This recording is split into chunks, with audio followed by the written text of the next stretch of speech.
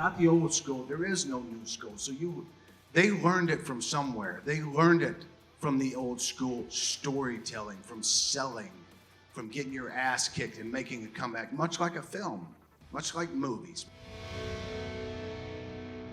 If you take WWE right now, they have so much talent, and they keep hiring people and keep hiring.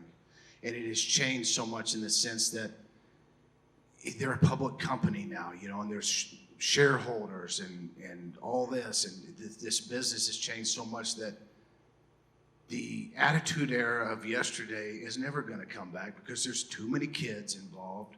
There's too many parents. There's this world we live in now gets offended about everything. So if we do something wrong on TV, they're going to call us out on it, and they're going to make a big public thing about it.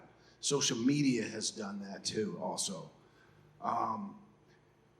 I think if you take social media out of the equation, which I know sometimes change is bad, but sometimes change is good. And if you just take the social media away from the wrestling to where they cannot comment about wrestling, I think wrestling would be a lot farther along than where it is right now, because social media has kind of destroyed what we do, what we try to do out there. They've killed the storylines, they've killed the kayfabe.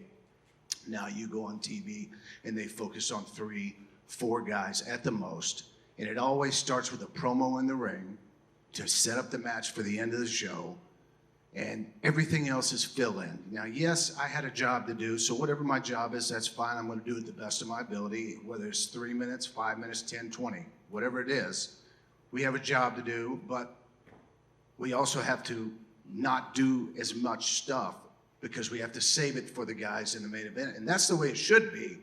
But TV now is just so fast, and it goes, all you see is 50,000 fucking moves, man.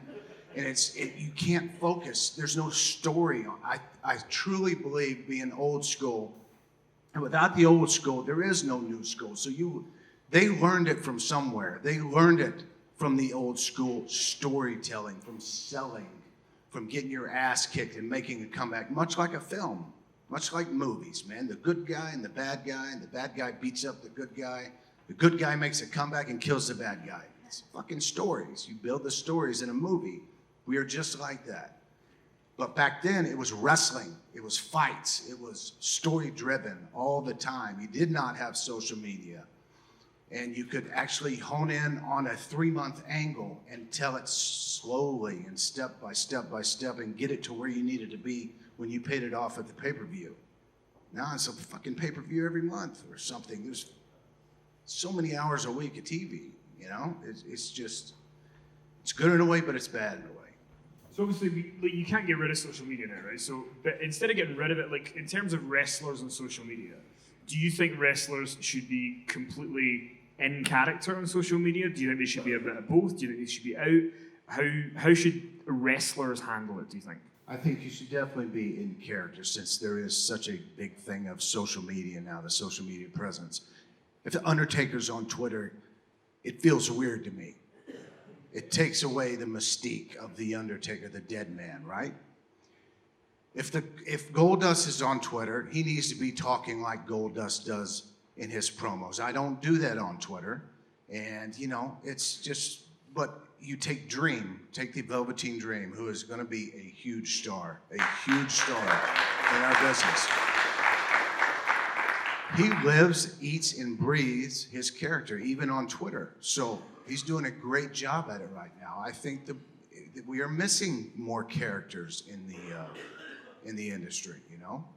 We don't need everybody to be a character, because you need some just level, like a Seth Rollins and a Roman Reigns style.